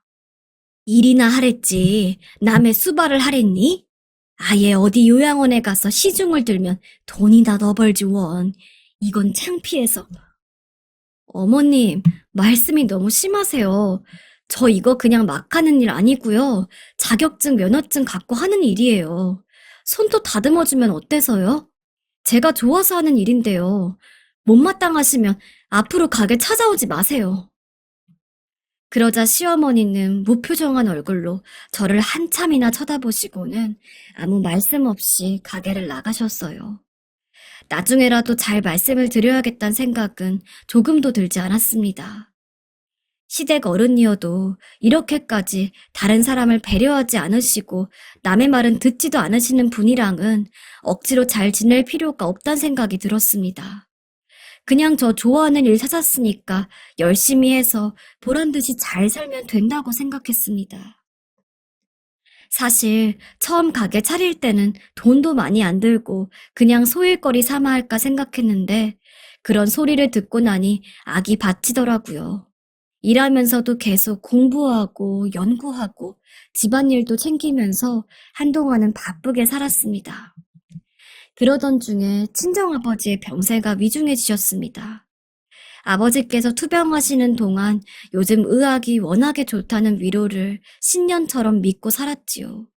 수많은 완치 사례를 찾아보면서 우리 아버지가 이 행운의 주인공이 되시기를 간절히 기도했지만은 현실은 그렇지 못했습니다. 가게 한다고 바빠서 돌아가시기 전에 많이 못 찾아뵌 것이 두고두고 가슴이 아팠지만 그래도 마지막 가시는 길에는 퇴원하고 집에서 몇 달을 잘 지내셨어요. 돌아가시는 날에도 큰 고통 없이 평소와 같은 모습으로 계시다가 돌아가셨대요. 장례식 때는 남편이 상주 노릇을 다 해줘서 슬픔을 잘 추스를 수 있었습니다. 시댁 식구들이 참 고마웠어요. 시아주버님 내외분들은 퇴근을 하시고 오셔서 장례를 도와주셨습니다. 그래서 너무 감사한 마음에 장례식이 끝나고 시댁 식구분들을 따로 찾아뵙고 인사를 드렸지요. 시어머님께도 지난번 일에 사과를 드리고 화해를 하려고 했습니다. 힘든 일을 겪고 나니 저도 생각이 많이 바뀌었어요. 그래도 어려울 때 믿고 의지할 때는 가족이라는 울타리밖에 없더라고요. 그래서 49제를 마치고 제가 먼저 시댁을 찾아뵈었습니다. 때마침 시아버지께서는 집에 안 계셨습니다. 저는 차분하게 지난 일에 대해서 사과를 드렸지만 시어머니께서는 저랑은 눈도 안 마주치시려고 하셨어요. 글쎄, 나는 사과받을 게 없다. 뭐 어지간해야 말이지. 말이 안 통하는데 어떻게 사람이라고 마주 앉아 이야기하니? 현준이가 너 좋다니 내가 뭐라 할 것도 없고 나는 그냥 너 굴러 들어온 사람인 줄 알 테니 니네 일은 네 마음대로 해라. 시어머님의 말을 듣고 나니 그제서야 현실이 또렷이 이해되었습니다. 머릿속에 찬물을 들이부은 기분이었어요. 그리고 마음이 제 스스로도 무섭도록 냉정해졌습니다. 집으로 돌아와 필요한 짐을 싼 후 어린이집에 가서 애를 데리고 친정으로 갔습니다. 가는 길에 남편한테 전화를 했죠. 그래서 나 지금 엄마한테 가는 중이야. 어떻게 해야 할지 몰라서 애는 일단 내가 데리고 갈게. 마음대로 해. 양육권 소송을 하든 어쨌든. 그리고 내가 먼저 연락하기 전엔 전화하지 마. 연락도 없이 캐리어에 애까지 데리고 찾아온 저를 보고 친정엄마는 영문을 몰라 하셨습니다. 잠시 진정한 후에 그간의 이야기를 말씀드렸지요. 아버지 돌아가시고 난 지 얼마 되지도 않아 엄마에게 그런 이야기를 하는 게 너무 가슴이 아팠지만 이상하게 눈물도 안 났습니다. 생각을 다 정리하고 결정하니 마음이 냉정하고 차분해졌어요. 제 이야기를 다 듣고 난 엄마는 노발대발 하셨습니다. 너는 왜 그런 취급을 당하면서 엄마한테는 한 번도 말을 안 하니? 가자. 얼른 일어나. 그리고는 창고로 들어가 뭘 뒤적거리시더니 가방에 챙기셨어요. 신혼집으로 찾아가셨습니다. 남편도 갑작스러운 상황에 얼이 빠져 있다가 엄마와 저를 보고 매우 당황해했습니다. 아, 장모님, 안 그래도 지금 찾아뵈려던 참입니다. 김서방은 애 데리고 잠깐 나가 있게. 얼른. 그렇게 말하는 엄마의 서슬이 워낙에 펄해서 저도 남편도 아무 말도 못하고 있다가 남편이 아이를 데리고 밖으로 나갔습니다. 그러자 어머니는 가방에서 망치를 꺼내 드시더니 거실 TV로 다가가 망치로 내리 찍어버렸습니다. 엄마, 왜 그래? 엄마는 한참을 씩씩거리며 주변을 두리번거리더니 그제야 망치를 집어던지고는 큰 소리로 내가 이 거지 같은 놈의 집구석을 그렇게 유세를 썰어 쌌더니 엄마는 분에 못 견뎌 이를 갈며 으르렁 댔습니다. 나중에 들은 이야기로는 그때 결혼 혼수로 해온 거를 다 부셔버리려고 하셨대요. 너무 분하니 눈앞이 캄캄해져 TV만 부시고 말았대요. 그리고는 그 길로 저와 애를 끌고 집에 돌아왔습니다. 저는 한번 정한 마음을 돌릴 생각이 없었지요. 착하고 순하기만 한 남편이 애원하는 것을 보자니 마음이 아프긴 했지만 도저히 해결되지 않을 문제라고 생각했기 때문에 남편을 그냥 돌려보냈습니다. 그리고 이틀 뒤에 시아버지께서 저희 집을 찾아오셨습니다. 그리고 고개를 숙이시며 사부인, 죄송합니다. 이 모든 게 제 잘못이라고 생각합니다. 아니, 별스러운 말씀을 다 하십니다. 제 아내를 너무 믿은 제 탓이 큽니다. 그래도 본인이 어른이 된 입장에서 책임질 말과 행동을 할 거라고만 생각하고 있었습니다. 일이 이만하니 괘씸하게 여기시는 것이 당연하지만은 한 번만 너그럽게 생각을 해주시면 제가 어떻게든 본인의 잘못을 알도록 하겠습니다. 본인이 뉘우치기 전에는 제 자식과 며느리에게는 결코 나타나지 못하도록 단단히 단속을 하겠습니다. 시아버지의 정중한 사과에 엄마도 마음이 좀 누그러드셨는지 부드러운 이야기가 오고 갔습니다. 저는 그간의 서러움이 복받쳐서 방 안에서 울면서 듣고 있었지요. 돌아가시는 시아버지를 배웅하기 위해 따라 나왔더니 흰 봉투를 하나 꺼내어 제 손에 꼭 쥐어주셨습니다. 가게에 한번 간다 하는 게 못 가서 미안하다. 이거는 개업 선물이다. 혹시 가게에 부족한 게 있으면 이걸로 사고 뭘 하든 열심히 잘해서 현준이랑 둘이 잘 살 생각만 해라. 나도 생각이 있으니 네 시엄마는 이제 신경 쓰지 말고 너한테 사과할 준비가 되면 그때 내가 연락하마. 집에 들어와 봉투를 열어보니 1,000만 원짜리 수표가 들어있었습니다. 돈도 돈이었지만 시아버지의 마음 씀씀이에 감동을 했습니다. 며칠 친정에서 쉬면서 엄마 모시고 여행을 다녀왔습니다. 바람 좀 쐬면서 속상했던 마음도 좀 달래고 저도 이제 뭘 하든 대범해져야겠다고 다짐했어요. 그리고 다시 남편과 살면서 가게도 열심히 하고 있고요. 남편에게 들은 바로는 그날 시댁에서 난리가 났다고 합니다. 시아버지께서 화가 머리 끝까지 나셔서 며느리 찾아오든지 못 찾아오면 당신도 들어오지 말라고 하셨다네요. 시어머니는 벌벌 떨며 빌고요.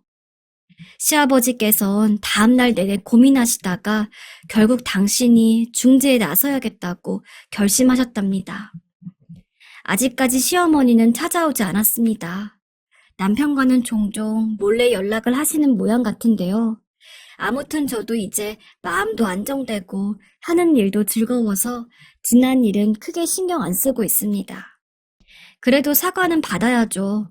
언제고 시어머님이 먼저 사과하면 저도 지난 일은 다 털고 시어머님과 한번 잘 지내봐야겠습니다. 사람이 금전적으로 정말 힘든 상황에 처하면 해선 안 될 생각을 하기도 하고 그로 인해 저지르지 말아야 할 실수를 하기도 하는데요. 이번 사연은 코로나로 직격탄을 맞은 한 가정에서 벌어진 다소 안타까운 이야기입니다. 끝까지 들어주시고 많은 댓글 부탁드리겠습니다.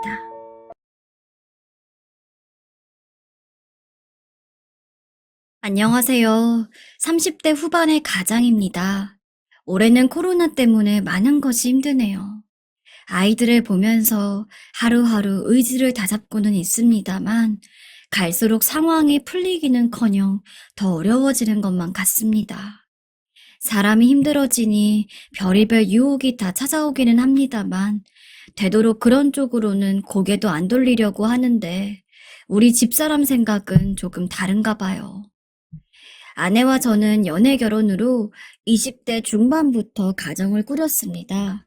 큰애가 올해 초등학교 6학년이 되니 또래에 비해서는 비교적 일찍 결혼한 셈이네요.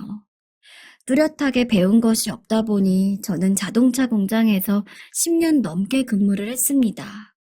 그래도 20대에는 해보고 싶은 것도 많았는데 애가 생기고 나니 그런 것도 다 없어지고 어떻게든 일을 해야 되니 3교대 근무부터 시작했습니다. 다들 아시다시피 3교대 근무라는 게 자기 생활이라는 게 없지요. 그나마 쉴 때에도 틈틈이 대리운전 같은 걸 찾아 하다 보니 큰애가 유치원 갈 무렵까지는 정말 잠만 자고 일을 했던 것 같네요. 그러는 동안에 돈 때문에 부부싸움도 많이 했습니다. 꼭 돈 때문에 싸운 것은 아니지만 원인을 곱씹어 보면 결국은 다 돈이지요. 그런데 뭘 어쩝니까? 제 몸이 2개라면 모르지만 정말 씻고 먹고 자는 시간 외에는 다 일을 해도 부족한 돈을요. 부부가 서로 답 안 나오는 문제로 다투다 보니 어느 순간부터는 서로를 이해하게 됐습니다. 당장에 욕심내지 말고 천천히 버텨나가자고요. 그러는 중에 차츰 월급도 오르고 근무도 2교대로 바꾸기는 했지만 집에 들어와 봐야 할 것도 없고 남는 시간에는 애들처럼 만화나 보고 그러다 보니 어느 순간부터 인생에 발전이 없단 생각이 들었습니다. 야간 근무를 하는 주에는 애들 얼굴 보는 것도 힘들고요. 그래서 재작년에 과감한 결단을 하나 내렸습니다. 우리 식당 하기로 한 거 그냥 지금 하자. 생각해봤는데 앞으로 10년 더 벌어봐야 결국 내내 이 생활이야. 작게라도 지금부터 시작하는 게 맞을 것 같아. 고생을 해도 내 일에 고생을 해야지. 아내는 한참을 망설이다가 결국 제 말에 동의를 했습니다. 원래 우리 부부의 계획은 40대 후반까지만 벌어서 그 다음부터는 작은 고깃집을 운영하기로 되어 있었어요. 숯불구이로 메뉴까지 정해놓았었죠.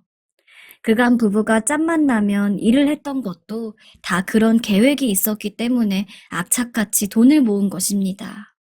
그런데 어느 순간부터 제가 버티기가 힘이 들었습니다. 이대로 청춘을 다 보내고 50대가 다 되어서 뭔가를 도전해 반드시 성공한다는 보장도 없고 그런 인생이 과연 행복할까 하는 의문이 자꾸 들었습니다. 그래서 기왕에 고생할 거라면 내 장사를 시작해서 고생하는 게 옳다는 결론을 내렸습니다. 그간 모은 돈의 대출 한도를 최대한으로 알아보니 변두리에 작은 식당 하나를 할 정도의 돈이 겨우 됐습니다.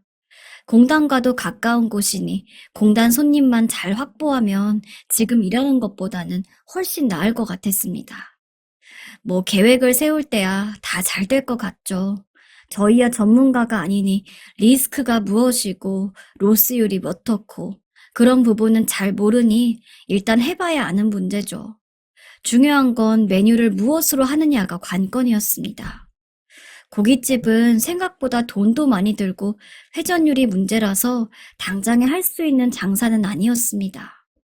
그렇다고 유행하는 음식을 찾아 하자니 근처에 애들 다니는 학교 2개밖에 없고 젊은 사람들이 많지 않은 곳이라서 택도 없을 것 같고요. 한참을 고민하다가 머리나 식히자 하고 동해안을 찾아갔다가 그곳에서 힌트를 얻었습니다. 모듬 생선구이와 돼지 불고기를 같이 주면 괜찮겠더라고요. 가격도 일반 백반보다는 더 많이 받을 수 있고 그럼에도 먹는 사람 입장에서도 좀 푸짐한 느낌이 들고요. 생선구이를 하자니 환기시설에 돈이 추가로 들긴 했지만 원가가 워낙에 짜고 주 단위로 재료를 받아도 원가가 10만 원 안팎이었습니다. 이거 되겠다 싶었습니다. 돼지고기야 맛있고 저렴한 외국산이 워낙에 많으니 사실 계산할 게 아니라면 원가에 포함시키기도 민망한 수준이었습니다. 그렇게 장사를 시작했습니다. 장사 초반에 반찬 만드는 법이나 반찬 구성 같은 것은 오랫동안 식당을 하셨던 저희 어머니의 도움을 많이 받았습니다. 어머니께서 도와주시다 보니 얼마간 챙겨드리긴 했지만 인건비도 많이 나가지 않았고요. 요즘은 생선구이도 연기가 안 나고 간편하게 할 수 있는 주방기구도 많지만 그런 시설은 돈이 비싸다 보니 그냥 옛날 방식으로 할 수밖에 없었습니다. 그런데 그게 또 의외로 손님들의 입맛에 맞았나 봅니다. 음식 장사를 시작하면서 이내 깨닫게 됐죠. 모두를 만족시키는 음식 맛이 없다는 것을요. 그리고 비교적 원가가 덜 들고 한 번에 많이 준비해 놓을 수 있는 돼지고기 같은 그런 것은 눈치껏 좀 넉넉히 드리기도 했고요. 그러다 보니 밥 손님이 늘고 특히 저녁에는 술이 잘 나갔습니다. 생선이나 돼지고기가 잘 질리는 음식도 아니고 찌개나 국 같은 걸 부지런히 바꿔내니까 처음 몇 달간은 장사가 참 잘 됐습니다. 이렇게만 벌면 큰 식당 안 해도 떼돈 벌겠다 싶었지요. 그러다가 올해 코로나 문제가 터졌습니다. 정말 무서운 것은 바이러스나 정부의 규제가 아니라 사람들의 심리더군요. 근처에서 확진자가 한두 명만 생겨도 사람들의 발길이 뚝 끊어졌으니 말이죠. 처음 확진자 한두 명이 생기니 이른 저녁만 돼도 금방이 다 조용해지는 걸 보고 이거 보통 일이 아니라는 두려움이 생겼습니다. 더군다나 아직 개업 초반이라 든든한 단골 손님도 많이 만들어두지 못한 상황이다 보니 더욱 상심이 앞섰습니다. 대출금 상환은 물론 장사 시작하면서 주변에서 급하게 당겨다 쓴 돈을 갚아야 하니 장사를 해도 남는 게 없을 정도였지요. 급기야는 당장의 생활비도 애매한 순간이 왔습니다. 워낙에 예상치 못하게 벌어진 일이라 올 한 해는 정말 순식간에 지나간 것 같네요. 사실상 폐업은 예정된 수순이 되어버렸습니다. 가게 문을 열곤 있지만 집안 형편은 정말 처참한 수준이 되었지요. 결국 아내가 특단의 조치를 내렸습니다. 여보, 요즘 중고마켓이 유행이잖아. 우리 집안에 쓸만한 거는 좀 내다 팔자. 그 말을 듣고 중고마켓을 좀 둘러보니 별 시시콜콜한 걸 다 거래하고 있더군요. 그래서 일단은 시험 삼아 출퇴근용으로 쓰던 자전거를 팔아보니 하루도 되지 않아 사겠다는 사람이 나타났습니다. 그 다음부터 사놓고 잘 쓰지 않던 에어프라이어라든지 세일할 때 사서 입지 않던 옷 등을 찾아 팔기 시작했지요. 그렇게 한 열흘을 팔아보니 그 기간에 장사로 번 순이익만큼의 돈을 손에 쥐었습니다. 애들 보라고 사뒀던 책 같은 것들은 거의 폐품 가격 수준이지만 그것도 나름 수요가 있더군요. 유행이 지나 버리려고 했던 겨울용 옷들은 생각보다 꽤 비싼 가격에 팔렸습니다. 그런 걸 가격 방어라고 하더군요. 그 맛에 사람이 혈안이 되었습니다. 돈이 다 떨어질 쯤에서는 그나마 있는 취미였던 낚싯대도 내다 팔고 그간 틈틈이 모아왔던 20켤레 남짓한 운동화도 미련 없이 다 팔아버렸습니다. 그러고 나니 제법 큰 돈이 되더군요. 그 이후로도 그릇에 전동드릴에 두어 달을 그러고 나니 집안이 허전해 보일 정도였지요. 그렇게 당장 급한 돈은 보충해서 썼지만 그것도 한계가 있지요. 정부 지원금 같은 건 해당 자격도 안 되고 돈 구할 데도 없어서 뭘 해볼 의욕도 안 생겼습니다. 그러다 보니 장사에도 점점 소홀하게 되었고요. 재료나 음식의 정성이 떨어지니까 그나마 오시던 손님들도 줄었습니다. 가게 주인분과도 몇 번 상의를 해봤는데 상황이 이렇다 보니 가게 주인 입장에서도 당장에 뭘 어떻게 할 수 있는 게 없나 봅니다. 이 시국에 당장에 누가 새로 뭘 하려고 하진 않았을 테니까요. 그래도 어쨌거나 제 입장에서는 가정을 좀 원활히 꾸릴 정도는 되어야 하니 서로 답답하기만 한 상황이었습니다. 점심시간을 좀 일찍 마치고 저녁 시간이 되기 전까지 쉬는 시간 동안만이라도 아르바이트를 해보려고 했는데 최근 경기로는 그것마저 여의치 않았습니다. 저녁에 대리운전도 알아봤지만 올해 상황 같아서는 손님도 많이 없더군요. 막연히 콜만 기다리고 있는데 전부 저 같은 처지에 사람들끼리 모여 있으니 기분도 영 별로인데다가 하루 종일 밖에 나앉다시피 일을 하다 보니 몸이 많이 상했습니다. 그러던 중에 일입니다. 어느 날부턴가 아내가 좋은 부업이 생겼다면서 점심 설거지를 마치자마자 불이 나게 나가더군요. 무슨 일인가 물어보니 인터넷 여기저기에 광고 글을 올리는데 나름 수입이 쏠쏠하다고 하면서요. 장사를 제외한 집안 돈 관리는 아내가 다 해서 얼마나 돈이 되는지는 정확하게 몰랐지만 밥상에 삼겹살도 자주 올라오고 애들 간식비도 쪼들리지 않게 되었습니다. 밥상에 고기 매일 오르는 것만 봐도 얼마나 감동적이었는지 모릅니다. 요즘 애들 밥상에 고기 떨어지는 일이 있나요?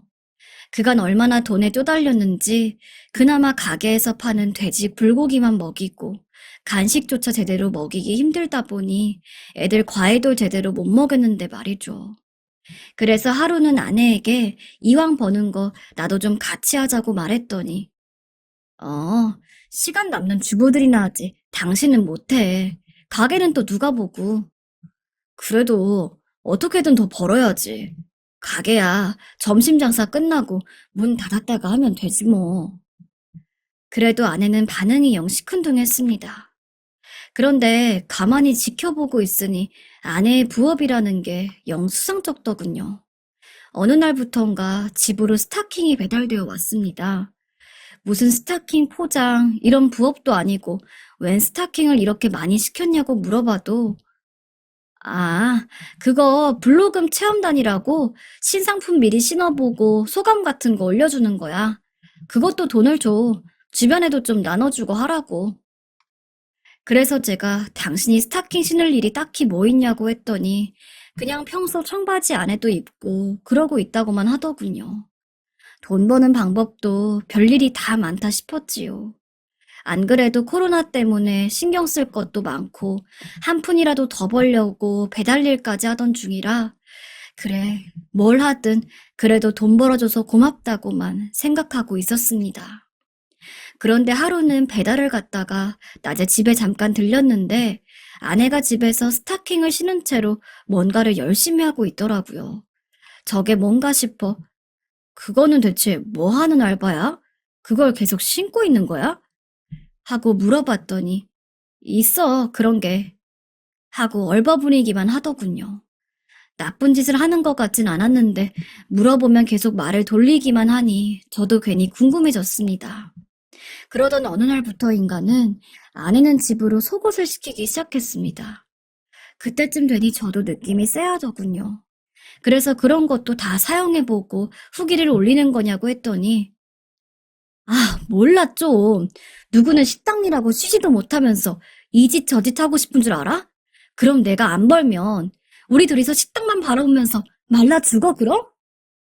하는데 뭐라 더 할 말이 없고 해서 그냥 모른 채 하고 있었지요. 하지만 아무리 생각해봐도 상식적으로 이해가 안 되는 부분이었습니다.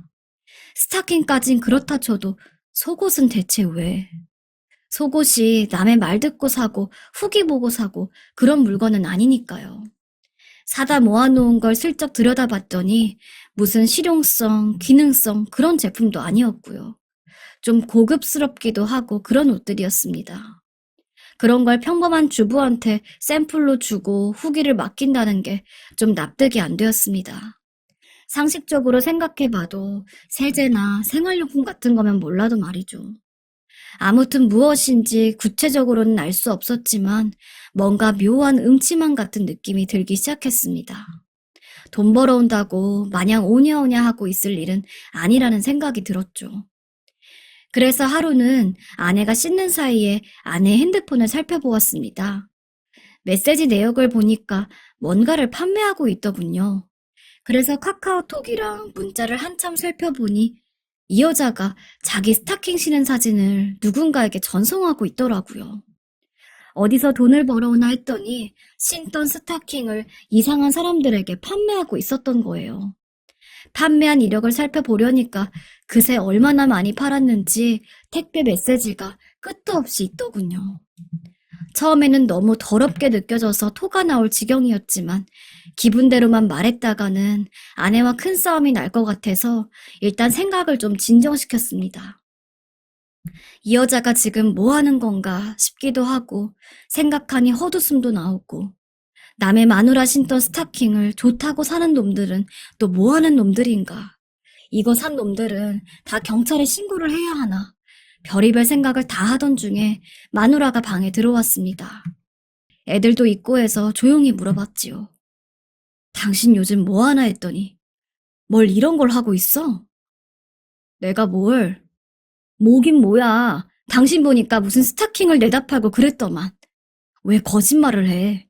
그리고 이거 사간 놈들은 뭐야?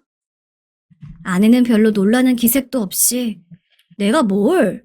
그리고 왜 남의 휴대폰을 봐? 참 진짜 이 사람 좀 봐. 그럼 이게 별일이 아니야? 아니 무슨 신던 스타킹을 사고 팔아. 왜? 이게 어때서? 멀쩡한 몸으로 굶어 죽는 것보다 낫지. 그리고 내가 그 사람들한테 뭘 했는데? 스타킹 판 게 잘못이야? 야, 좀 벌어도 깔끔하게 벌자. 내가 너한테 이런 거라고 시켰어? 뭐가 그렇게 당당하냐? 그럼 애들한테 니네 엄마 신던 스타킹 팔아서 돈 번다고 말하든가 그럼. 자꾸 별것도 아닌 걸로 사람 슬슬 긁을래? 거기서 애들이 왜 나오는데?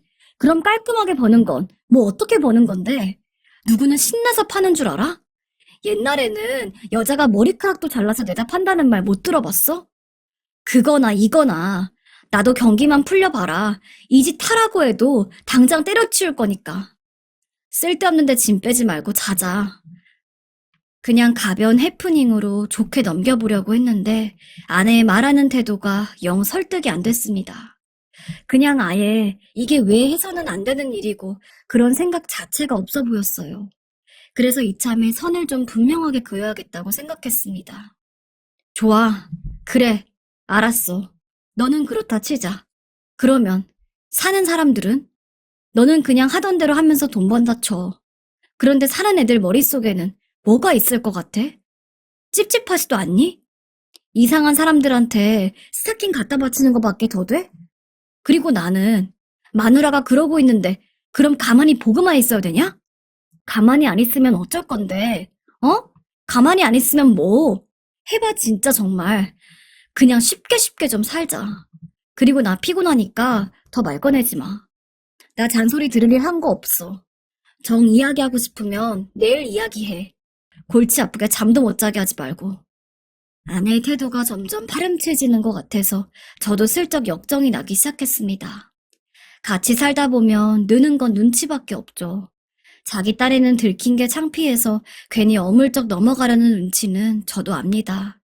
하지만 저래버리면 여태 어떻게든 열심히 해보려고 혼자 노력한 나는 뭐가 되나요? 그래도 자기 딴에 잘해보려고 한 일에 면박 주기 싫어서 조심히 말했지만 왠지 저를 무시하는 것 같은 태도에 슬쩍 화가 났습니다. 뭘 넘어가. 말 나온 김에 다 해, 그냥. 좋아. 그럼 스타킹 그렇다 쳐. 그럼 지금 사모은 속옷들은 뭔데? 속옷이 없어서 산 것도 아닐 테고, 저것도 그럼 며칠이나 입던 채로 팔려고 했던 거 아니야? 그래도 내가 이 집 가장이야? 네가 내 생각을 눈꽃만큼이라도 했으면 이럴 수 있어? 그제야 아내도 뭔가 느끼는 게 있는지 제 눈치를 보기 시작했습니다. 자기야, 너무 그렇게만 생각하지 말고. 아니, 그러니까 그럼 뭘 어떻게 생각해야 되냐고. 차라리 돈을 더 벌어오라고 바가지를 긁던가. 왜 사람을 이렇게 만드는 건데? 아내는 속이 상했는지 한참을 다른 곳을 쳐다보며 한숨을 쉬어댔습니다. 그래, 다 판다. 다 팔어. 나라고 좋아서 시작했겠냐? 어떤 미친놈들은 여자라면 대소변도 사고 팔더라. 거기다 대면 스타킹 속옷이 뭐 어때서. 나도 처음에 이런 거 사고 판단 소리 들을 때는 미쳤다고 생각했어. 근데 애들 과자도 맘 놓고 못 사주게 됐는데 사람이 안 미치고 배겨? 나도 장사 좀 될 때까지만이라도 생활비나 보태려고 그랬어. 너무 그러지 마. 그러는 데야 뭐라도 할 말이 없었습니다. 아내 말 맞다나 자기도 신나서 그런 걸 팔진 않았을 테니까요. 가게로 나와 소주나 마시다 보니 참 정작 못난 건 저인가 싶은 생각이 들었습니다. 같이 살면서 마누라가 뭘 해서 돈을 벌어오는지 잘 알아보려고 생각도 안 하고 눈앞에 있는 것만 막으라고 했으니까요. 몸이라도 좀 팔팔하면 막노동이라도 됐을 텐데 그간 무리도 많이 하고 스트레스를 많이 받다 보니 너무 소극적으로만 생각하고 더 뭘 해볼 생각을 못했네요. 너무 낯을 붉히기보다는 아내를 좀 위로해주는 게 먼저라는 생각이 들었습니다. 그래서 그날 집에 들어가서 아내와는 화해를 했습니다. 아내도 말하더군요. 미안해 여보. 이상한 놈들이 내 얼굴을 아는 것도 아니고 그냥 스타킹이랑 사진만 보내주면 돈을 준다니까 내가 너무 쉽게 생각했나 봐. 그리고 아내는 이제 그런 이상한 장사는 그만두겠다고 약속을 했습니다. 살면서 위기는 자주 닥칩니다만 막상 또 지나고 나면 서로 속이고 더 관심 가져주지 못하고 그런 것들만 남더군요.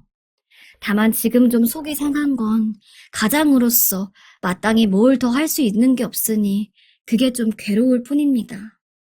말이 좋아 막노동이지 건설 경기도 늘 좋은 것도 아니고요. 어떻게든 지금 하는 식당을 최대한 잘 꾸려가면서 버텨야죠. 앞으로 일찍 일어나서 아내와 시장을 다니기로 했습니다. 냉장고마저 팔아버리고 작은 거밖에 없으니 그날 신선한 재료를 조금씩 사와서 쓸밖에요. 이참에 생활 패턴도 좀 바꾸고 건강도 좀 신경 써야겠습니다. 힘들어도 아내와 함께 있는 시간도 좀 늘리고요.